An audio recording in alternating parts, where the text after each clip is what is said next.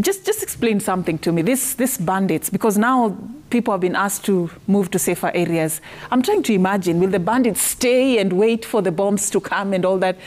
How do we separate a bandit and an innocent person? The approach on how this security operation is being done and even how it is announced and revealed. Will the government find these bandits in some place to shoot them, or how do you separate? Sorry to say, but I think the issue of military operation for West Pokot County, this was the 29th military operation. There was a very brutal military operation in 1984 called the Nyundo operation. And the security, like everybody else has said, the security operators will come. After 2 weeks, they'll come back to Nairobi with the huge alliances. I always have a problem with the approach of government. Because today, when government is asked to build a road, to build a school, to build a church, the government will tell you there is no resources. But when there are issues to deal with banditry, the government will get resources. And I believe if you look at the number of military people that are there, including the allowances, the fuel and everything, I believe they're spending millions of shillings, tens, thousands, hundreds of millions per day. And they will do that in terms of their allowances. Sometimes we actually imagine this security situation is allowed to continue by the military or the government so that they can do allowances, because that has become their minefield. Why can't they decisively take this money and build a structure? We cannot reinvent the wheel, and it is important that we look at the wheel the way it was invented.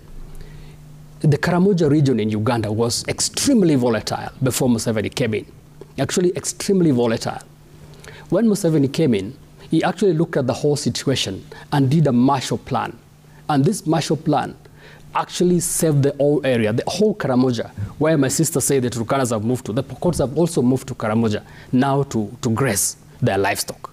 And it is a slightly peaceful environment compared to Kenya.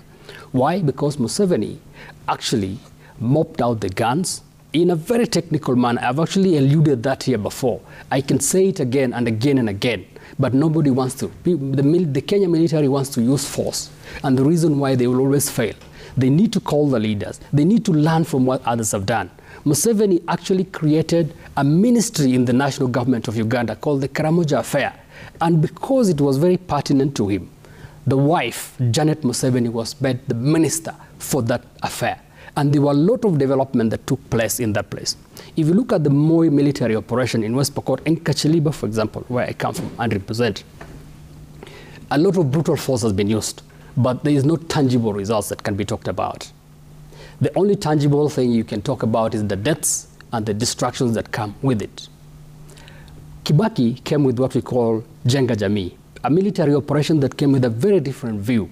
And the reason why, if you look at the areas that have been zoned by the cabinet secretary now, Kacheliba is not part of it. And yet Kacheliba was one of the times considered as a very hot spot. Why?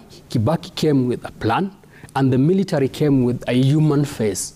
The military will provide water. The military will go to school and teach. The military will provide medical camps. The military vehicles were used by communities, and they will go from one community to another to play. And we had a lot of pastors coming out of that. And so I saw a lot of development coming up. I want to a little bit disagree with what my sister said. That is not about marginalization. The bandits, for your information, are people that have not gone beyond standard 8. If the minister will one of the days bring them up here. The people that have gone to school are not bandits because they have found an alternative means of livelihoods. The children that are actually taking care of livestock now are a lot of small children, 12, 15 years, who are denied opportunities of going to school. What else are they growing into? They're growing into adoring the cow. They're going into an aspect of thinking the cow is everything. Okay. And so they can kill because of the cow. That is their God, so to say.